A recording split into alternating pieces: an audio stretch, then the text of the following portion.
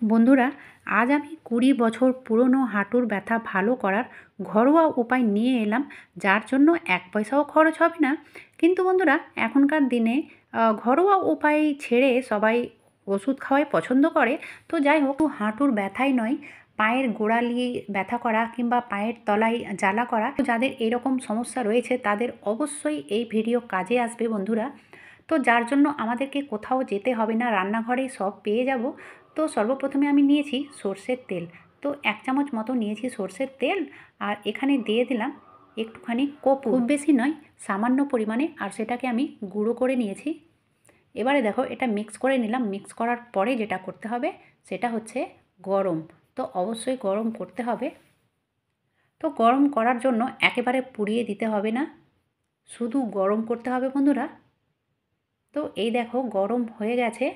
আর গরম করতে গিয়ে মানে যে কর্পূরটা একটু দানা দানা হয়েছিল সেটা কিন্তু পুরোপুরি মেল্ট হয়ে যাবে। এবারে এটা বাটিতে ঢেলে নেব। চলো এবার এটা কোথায় কিভাবে দিতে হবে। তো এটা যাদের পায়ের তলায় ব্যথা করে কিংবা পায়ের তলা জ্বালা করে কিংবা এই যে গোড়ালির কাছে ব্যথা করে, অনেক সময় হাঁটতে টাটতে অসুবিধে হয়, তাদের জন্য না এই রেমেডিটা ভীষণই কার্যকরী হবে।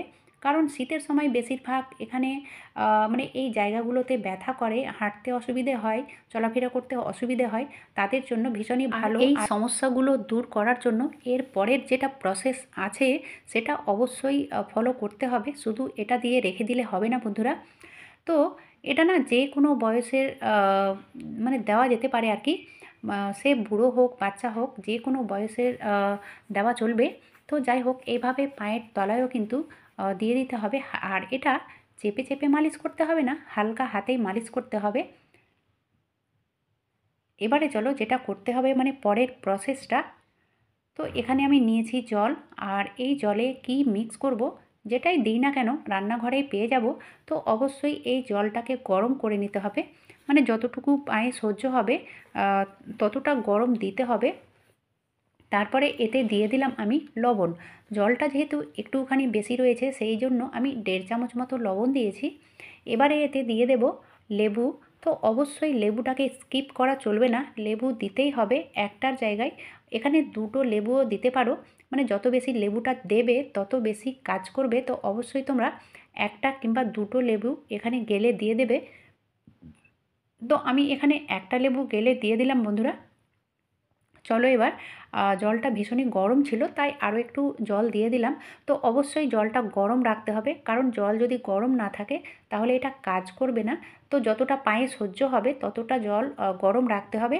তারপরে দেখো এইভাবে পাটাকে না মানে ভিজিয়ে রাখতে হবে। তো অবশ্যই জলটা ততটাই নিতে হবে যেন পাটা এভাবে ডুবে থাকে, তাহলেই কিন্তু কাজ করবে। তো মোটামুটি ১০ থেকে ১৫ মিনিট এইভাবে পাটাকে গরম জলে ভিজিয়ে রাখতে হবে। তাহলেই দেখবে যে পায়ের তলায় ব্যথা করা কিংবা চলতে ফিরতে যে অসুবিধে হয়, ব্যথা করে কিংবা জ্বালা করে, সেই সমস্যাগুলো কিন্তু অবশ্যই দূর হয়ে যাবে। আর এটা একদিন করলে হবে না, মোটামুটি ৮ থেকে ১০ দিন তো রেগুলার করতে হবে। তো দেখো বন্ধুরা, যাদের পা ফাটার সমস্যা রয়েছে না, সেটাও কিন্তু এই জলে পাটা ডুবালে সেটাও কিন্তু দূর হয়ে যাবে। চলো এবার দেখে নেওয়া যাক হাঁটুর ব্যথা। তো হাঁটুর ব্যথা প্রায় প্রত্যেকের ঘরে ঘরে কোনো না কোনো সদস্যকে হয়েই থাকে। তো আমরা না এই হাঁটুর ব্যথা ঘরোয়া পদ্ধতিতে ঠিক করে নিতে পারি, আর এটা একদম 100% কার্যকারী হবে। তার জন্য নিতে হবে পেঁয়াজ, আর পেঁয়াজটা এই যে লাল ধরনের পেঁয়াজগুলো থাকে না, সেই পেঁয়াজগুলোই নিতে হবে। আর পেঁয়াজটা এখানে আমি গ্রেট করে নেব, মানে ব্যাপার হচ্ছে পেঁয়াজ থেকে রস বার করতে হবে। তার জন্য গ্রেট করে হোক কিংবা থেঁতিয়ে হোক কিংবা হামলে কুচিয়ে কাপড়ে চেপে নিতে হবে, মানে যেভাবে খুশি এর রসটা বার করতে হবে। তো চলো আমি এইভাবে গ্রেট করে নিলাম। গ্রেট করার পরে এই নিচে আমি ছাকনা রেখেছি, তো এটা চেপে চেপে রসটাকে বার করে নেব।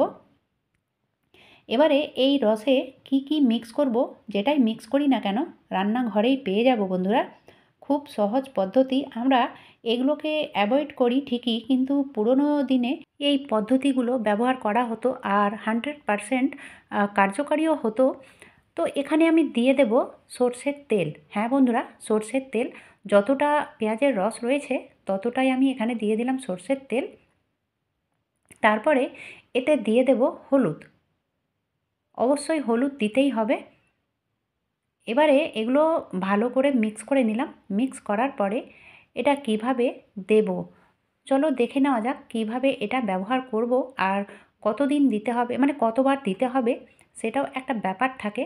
তো হাঁটুর ব্যথা যতই পুরনো হোক না কেন এইভাবে মালিশ করতে হবে। চেপে চেপে নয় বন্ধুরা, কখনো চেপে চেপে মালিশ করবে না। চেপে চেপে মালিশ করলে উল্টা রিয়াকশান হয়ে যেতে পারে। তো যাই হোক, হালকা হাতে এইভাবে মালিশ করতে হবে। আর শুধু হাঁটুই কেন, যে জায়গায় মানে যে জয়েন্টে ব্যথা রয়েছে এরকম ধরনের, তো সেই জায়গাগুলোতেও এই রেমেডিটা দিতে পারো। আর এটা দিনে 4 থেকে 5 বার দিতে হবে। প্রথম দিনই দেওয়ার পরে ফলটা বুঝতে পারবে, এতটাই কাজে আসবে। আজকের ভিডিওটা যদি তোমাদের ভালো লেগে থাকে তাহলে অবশ্যই একটা লাইক করে দিও, আর যদি প্রয়োজনীয় মনে হয় তাহলে বেশি বেশি সবার মাঝে শেয়ার করো। আজকের মতো এখানেই শেষ করলাম।